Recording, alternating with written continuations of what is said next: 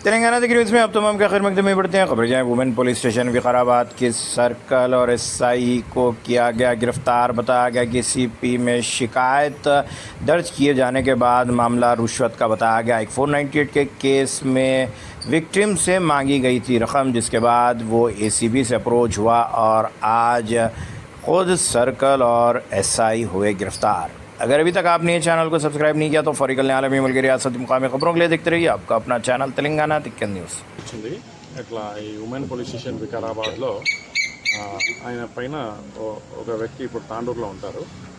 ఆయన పైన కేసు పెట్టడం జరిగిందని చెప్పేసి అక్కడ పోలీస్ స్టేషన్కి పిలిపించడం జరిగిందని చెప్పాడు. ఏమైంది అని అంటే ఈ పోలీస్ స్టేషన్లో ఆయన పైన ఒక 498 కేసు అంటే ఐపీసీలో రిజిస్టర్ చేశారు. అది పాతకాలంది, దాంట్లో మీరు రండి అని చెప్పారంట. కానీ ఇక్కడికి వచ్చి చూస్తే అది హరాస్మెంట్ కింద అతని పైన ఒక కేసు రిజిస్టర్ అయింది. అది వాళ్ళ వైఫ్ సతాయిస్తూ harassment, physical and mental harassment చేసినారని చెప్పేసి దాంట్లో ఒక కేసు రిజిస్టర్ చేశారని కొనేంటి అని చెప్పేసి అతనికి చెప్పడం జరిగింది. దాని తర్వాత అతనితో పాటు అతనికి వాళ్ళ మదరు ప్లస్ సిస్టర్స్ పైన కూడా కేసు రిజిస్టర్ చేయడం జరిగింది. టోటల్ 6 మెంబర్స్ ఉన్నారు. దాంట్లో ఒక్కొక్కరికి 10,000 చొప్పున ఇస్తే ఆ 6గురికి కలిపి నోటీసెస్ ఇస్తాము అని చెప్పేసి చెప్పడం జరిగిందని చెప్పి అతను మాకు చెప్పాడు. 60,000 రూపీస్లోంచి ఇతను రిక్వెస్ట్ చేయగా 40,000 రూపీస్కి ఒప్పుకోవడం జరిగింది.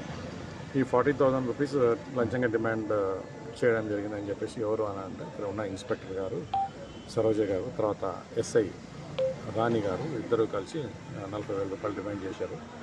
తన విధులైన పరిస్థితుల్లో ఒక 20,000 రూపాయలు ఆల్రెడీ ఇవ్వాల్సి వచ్చిందని చెప్పేసి ఇంకో మిగతా 20,000 తర్వాత ఇవ్వమని చెప్పారంటే అతని దగ్గర ఉన్న 20,000 రూపాయలు సర్దుబాటు చేసినారు. ఇంకా మిగతా 20,000 రూపాయలు నా దగ్గర సర్దుబాటు కాలేదని చెప్పడం జరిగింది. ఆ యొక్క కంప్లైంట్ని మేము రిజిస్టర్ చేసుకున్నాము.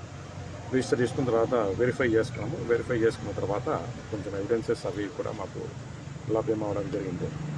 దాని తర్వాత ఈరోజు ఇక్కడ వచ్చేసి ఆ ప్రాసెస్లో ఎంక్వైరీ చేస్తున్నాం. సరోజ గారిని ప్లస్ ఈ రాణి గారిని ఇద్దరిని విచారణ చేస్తున్నాం.